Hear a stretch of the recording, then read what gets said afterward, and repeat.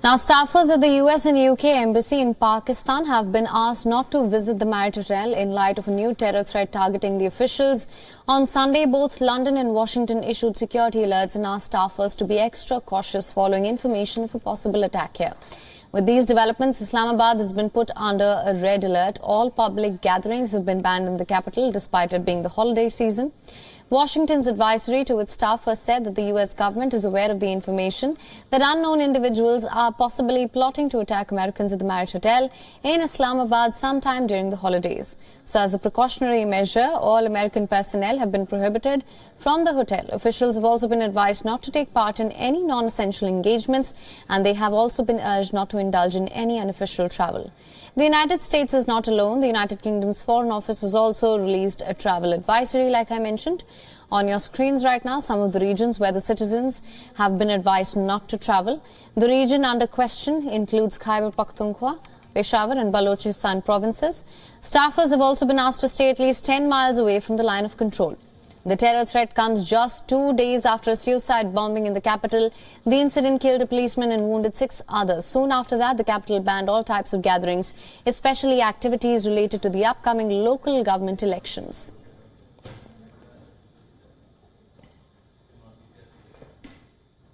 Staffers at the UK and US Embassy in Pakistan have been asked not to visit the Marriott Hotel, this in light of a new terror threat targeting the officials. Both London and Washington, they've issued security alerts. They've asked staffers to be extra cautious following information of a possible attack. Islamabad has been put under red alert as well. All public gatherings have been banned in the capital. Now, Washington's advisory to the staffers said that the US government is aware of the information that unknown individuals are possibly plotting to attack Americans at the Marriott Hotel in Islamabad sometime during the holidays. So, as precautionary measure here, all American personnel have been prohibited from the hotel, as well as UK officials here as well.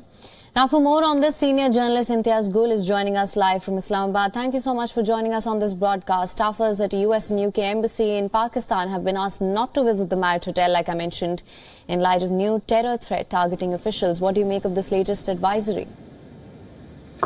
Well, this is quite a curious advisory, as one wonders if the United States has its sources and has information on such things, why wouldn't it then share with the Pakistani authorities? And it also raises questions as to whether the Pakistani security agencies themselves have similar information at all. And I understand that about a week ago, the Pakistani security agencies had issued a threat alert saying that possibly about 10 suicide bombers had entered Islamabad, and that's why security measures had been ramped up ever since, additional checkposts erected. So I'm really at a loss as to why the United States agency would pinpointedly talk of the Marriott Hotel being the primary target, because the Americans rarely come out of the diplomatic enclave. They have their own huge facility inside the diplomatic area, which is also called the red zone. So it's quite, it raises questions as to why would the US Embassy issue such an advisory.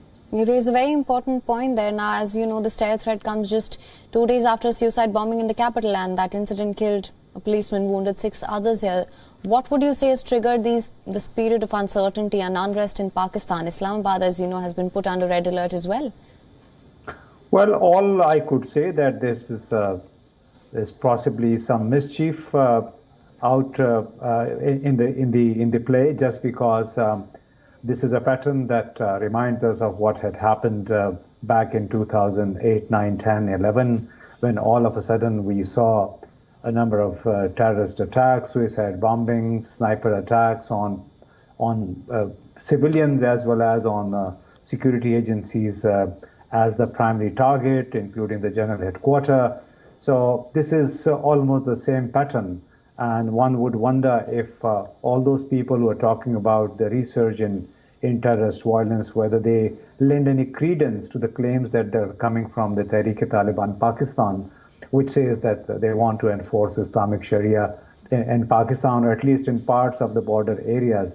that were formerly part of the federally administered tribal areas.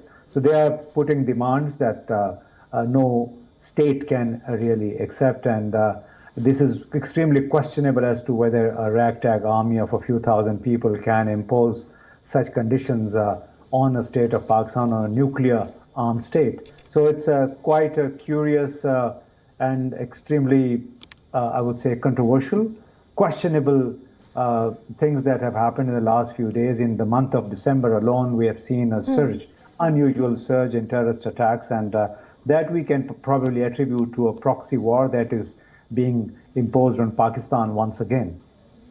All right, with that being said, would you say this is an interplay of the political instability, the security challenges that we are witnessing right now, as well as the economic woes that the country is facing? Sorry, your voice broke up. Can you repeat the question? I'm asking if you think this is an interplay between the economic woes that the country is currently facing, as well as the security challenges, and on top of that, the political instability that the country faces. Yeah, but it's questionable. I mean, how can the political instability lead to terrorist attacks? This is a mind-boggling proposition. You know, the federal government, some members of the ruling parties have just suggested that maybe because of the political instability, terrorist violence has risen its head. But that is, I think, I would say, a nonsensical analogy to draw, just because political instability has got to do with how three major political parties are fighting it out for power in Islamabad and in a couple of provinces. That does not and must not basically open ways or become a justification for terrorist attacks across the country. All right. Mr. Imtiaz Gul, thank you so much for joining us on this broadcast with your insights on this. WION is now available in your country. Download the app now. Get all the news on the move.